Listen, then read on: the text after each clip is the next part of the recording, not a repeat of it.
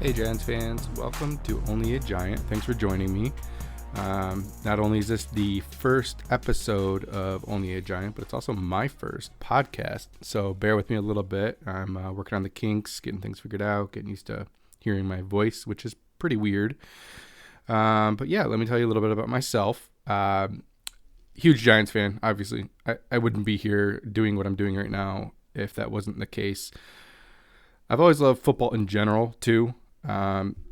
Football is amazing. You know, it's a great sport. College football is awesome. NFL's awesome. You know, they do a really good job with everything. My best friend and I definitely have always talked about doing a podcast, but never really knew how to do it. You know, where to start, where to, get the programs for it, just in general, how to do it. Finally, after talking about it a little bit, after a little bit of encouragement from some of my friends, I decided, screw it. Let's give it a shot.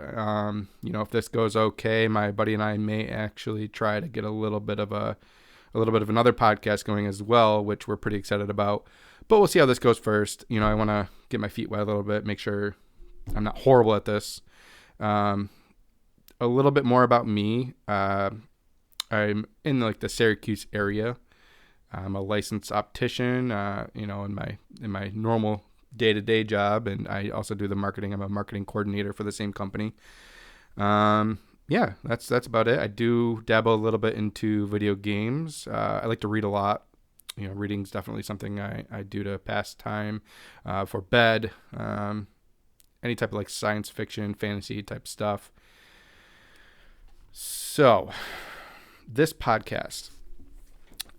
Obviously, the name is Only a Giant, and that's a little bit of an homage towards Eli Manning, who has always been one of my favorite players. I'll never try to sit here and say that he's perfect or was perfect for the Giants. Well, I would say he wasn't perfect statistically, but for the Giants, he was perfect. He was exactly what was needed for New York. Pretty quiet towards the media and everything, and kind of gives you the answers you expect, but a funny dude. All the pranks and stuff he's pulled over the years that we as fans we probably haven't heard of half of it.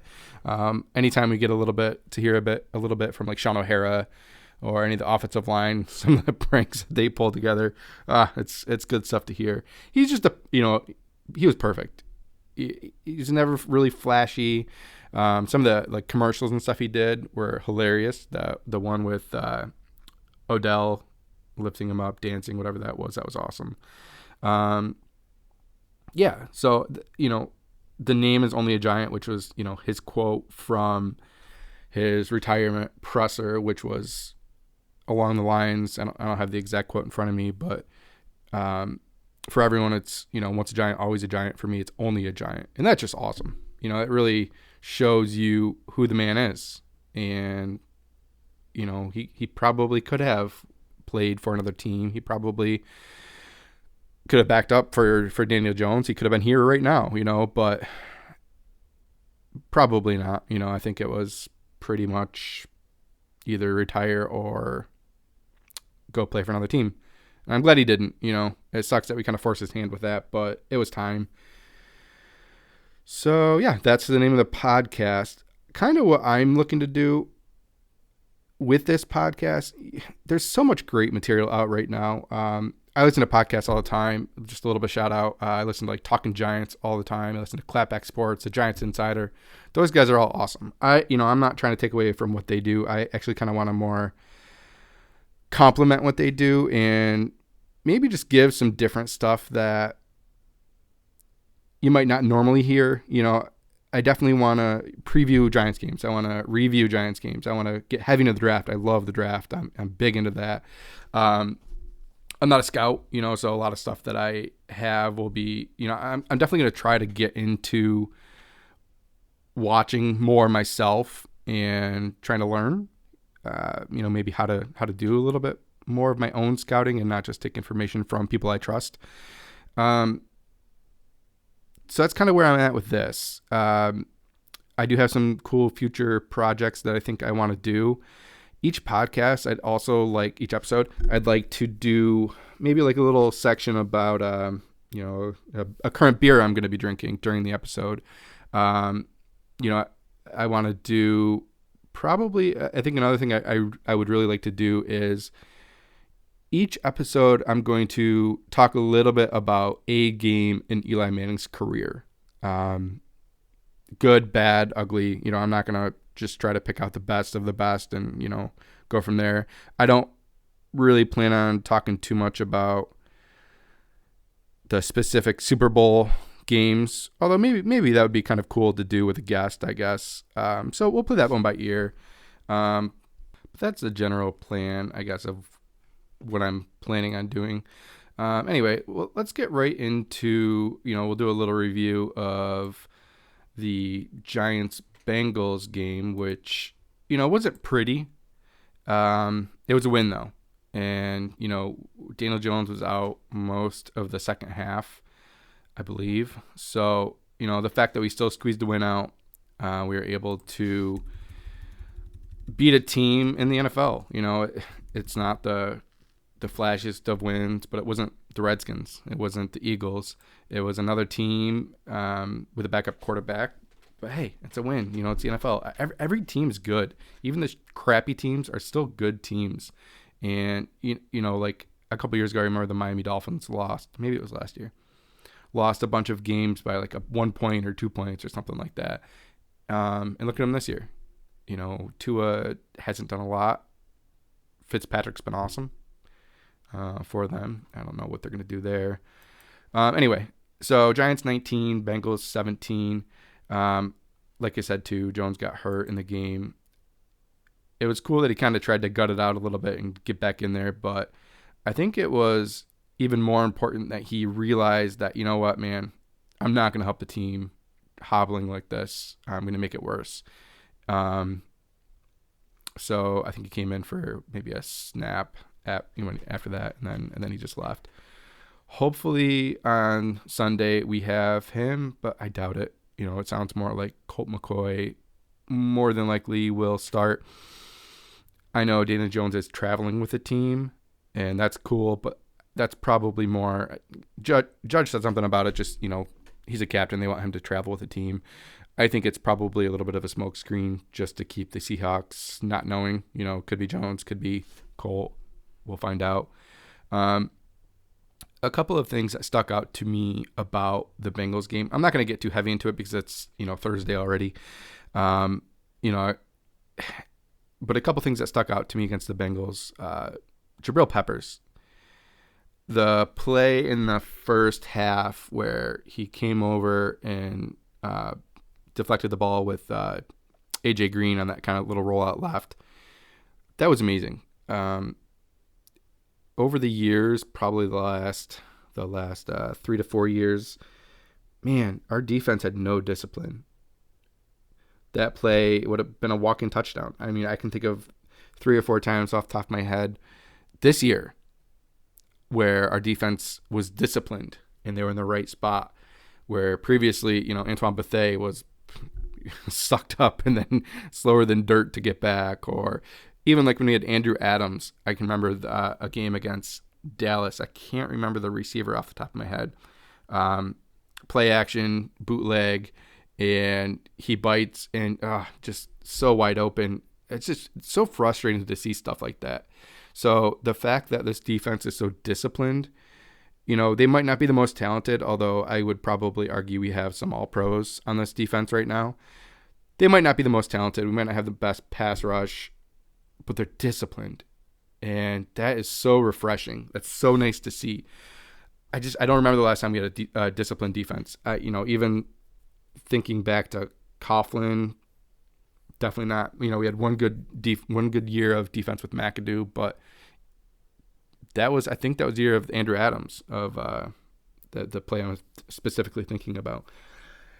So it's nice to see the discipline on this defense. That play by Jabril Peppers, who's playing out of his mind right now. Beginning of the year, honestly, I was like, man, this guy's rough. He's not playing well. He's missing tackles. It looked like, I don't want to say maybe blowing assignments, but just not getting there quick enough.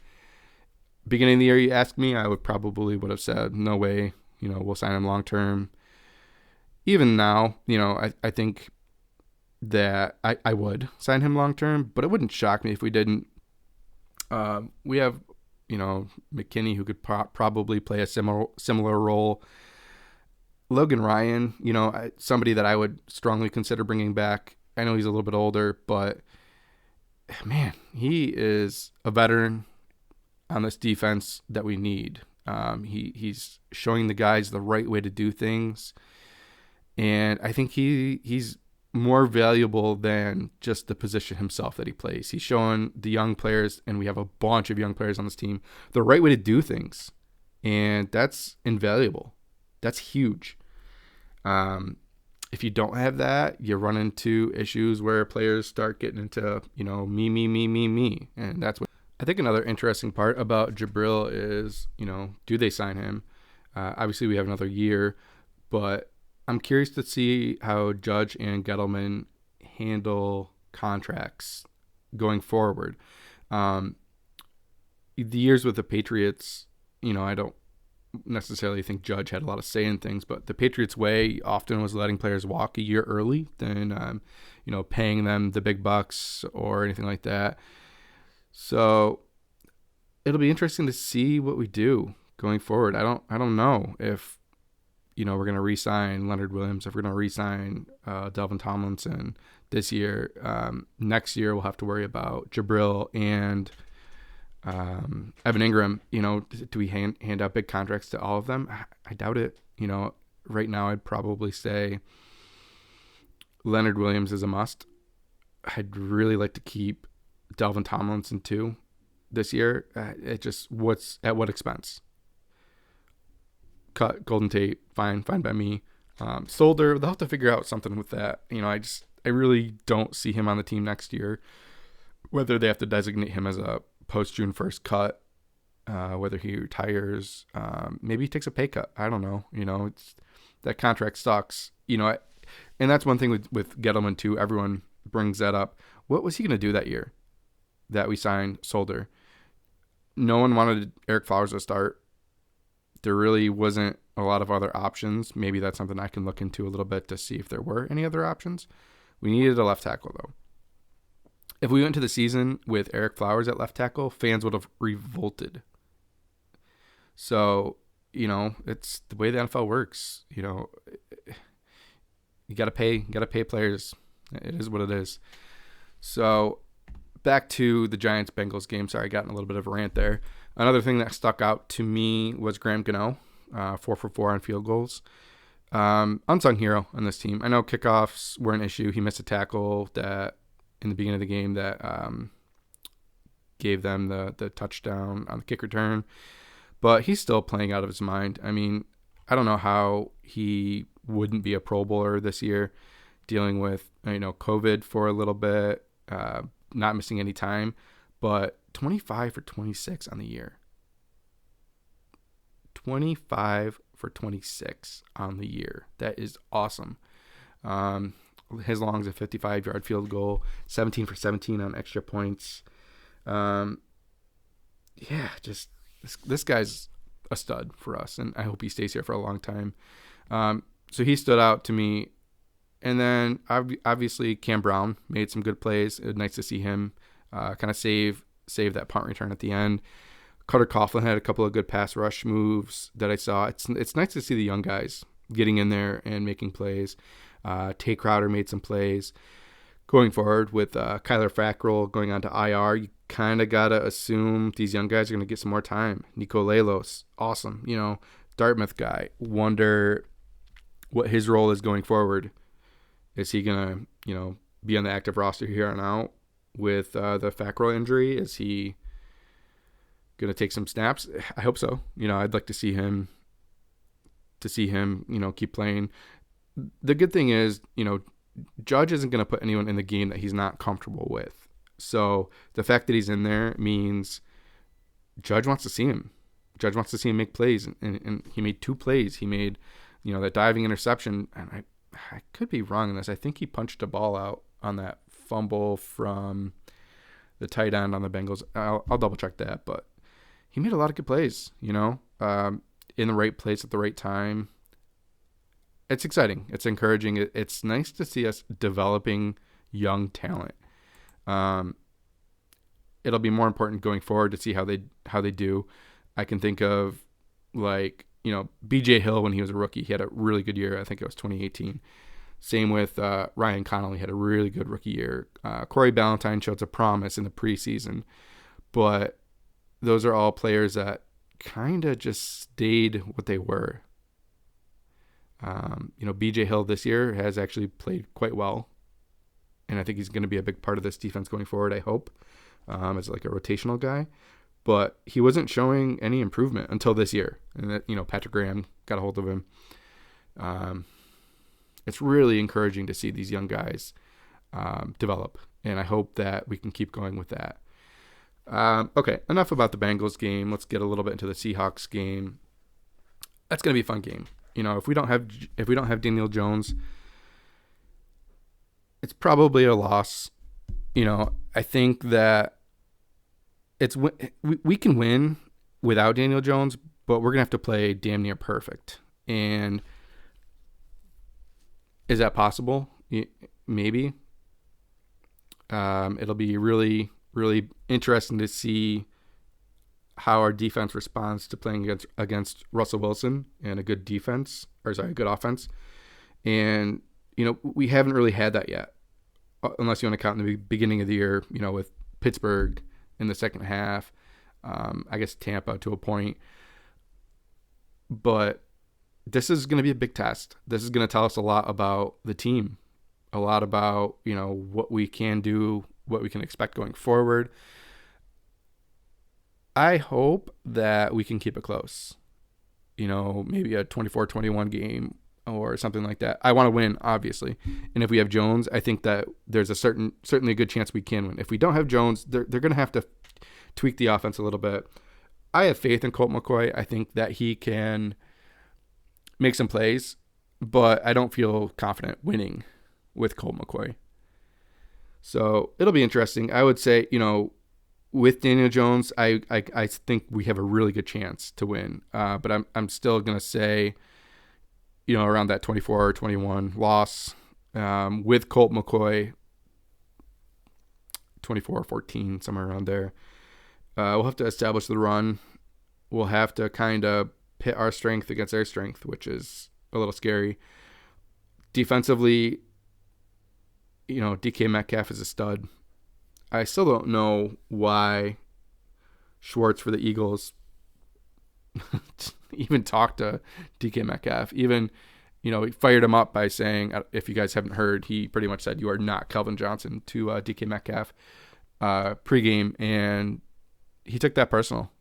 And he had 10 catches, I think over 150 yards.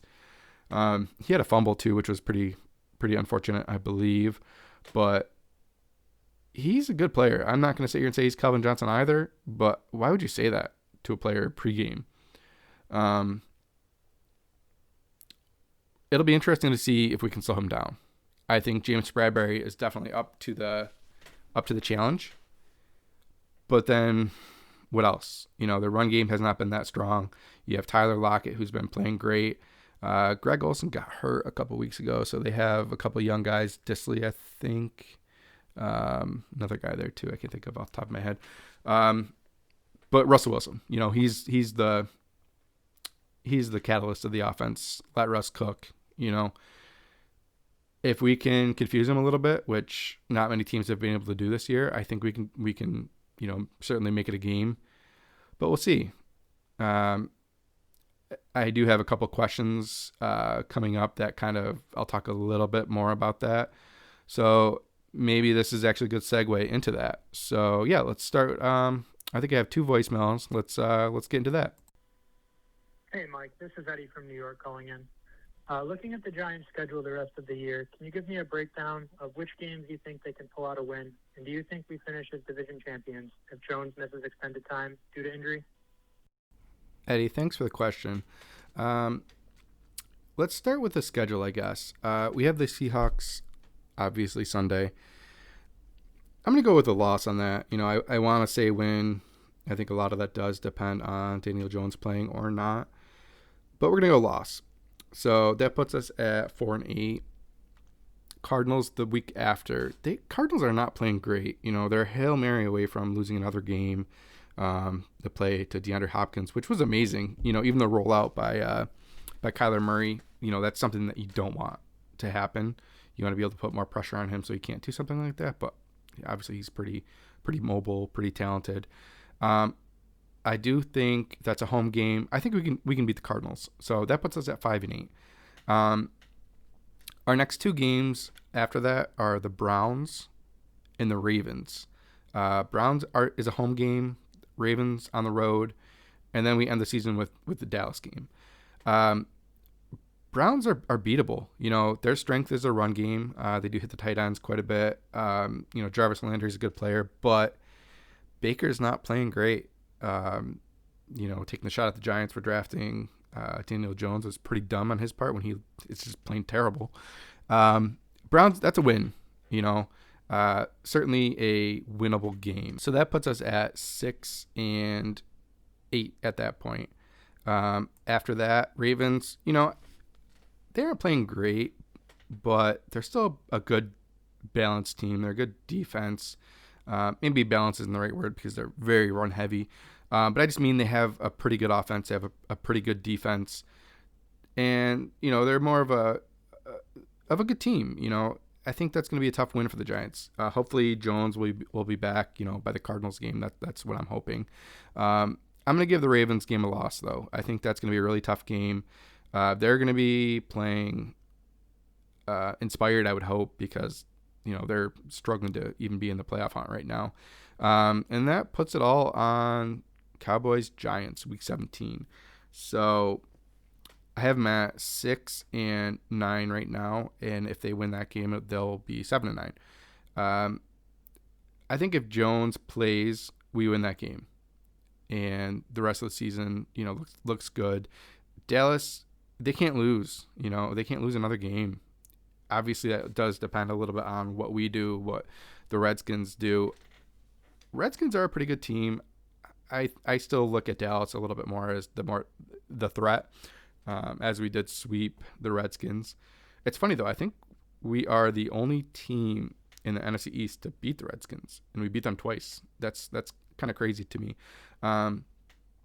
Yeah, that Week 17 game will come down to us winning the division or not. So if we miss Jones, the second part of your question, if we miss Jones for an extended period of time,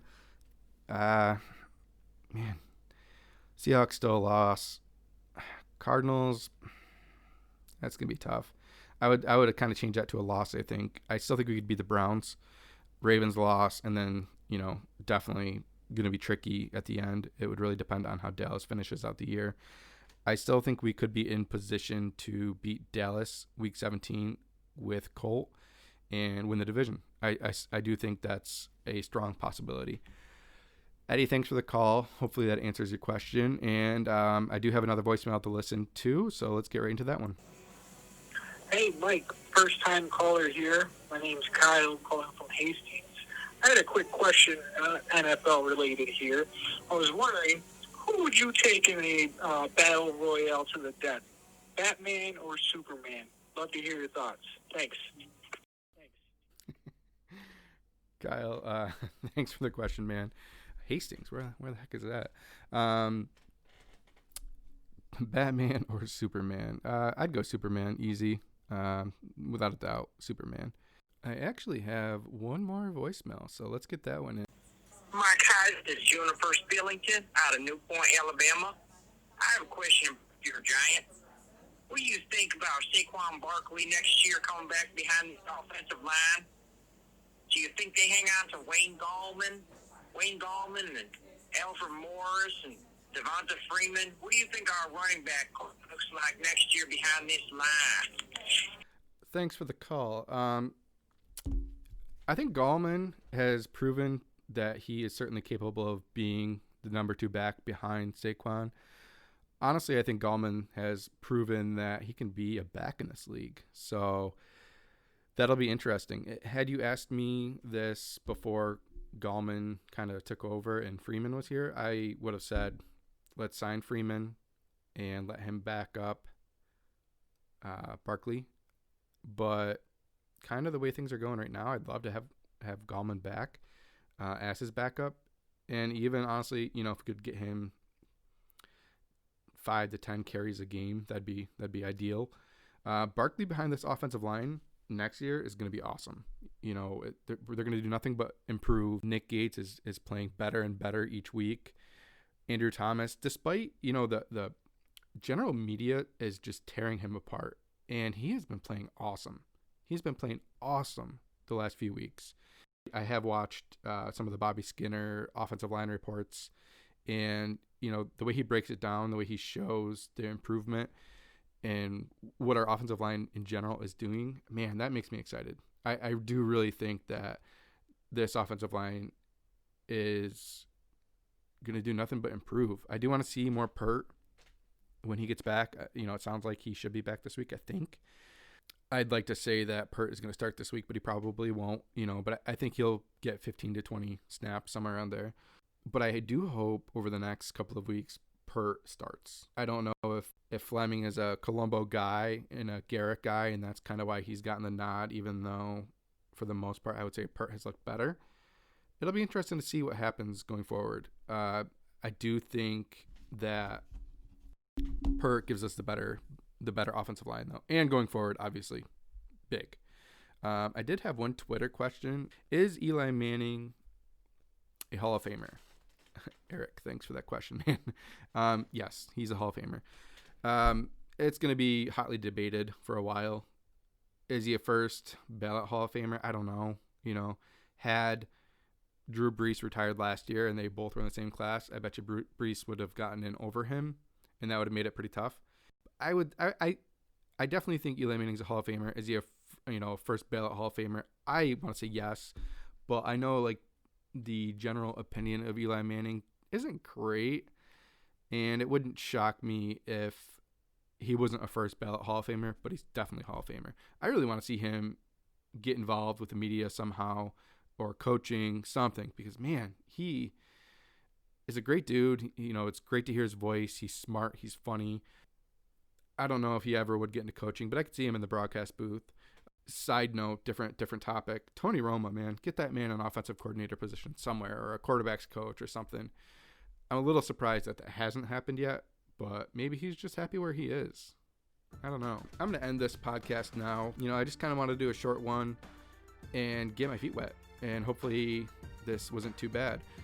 I want to try to do one a week, maybe more. We'll kind of see how it goes. I'd like to do a review of the week and then a preview of the next week, and maybe talk about some other things as we go.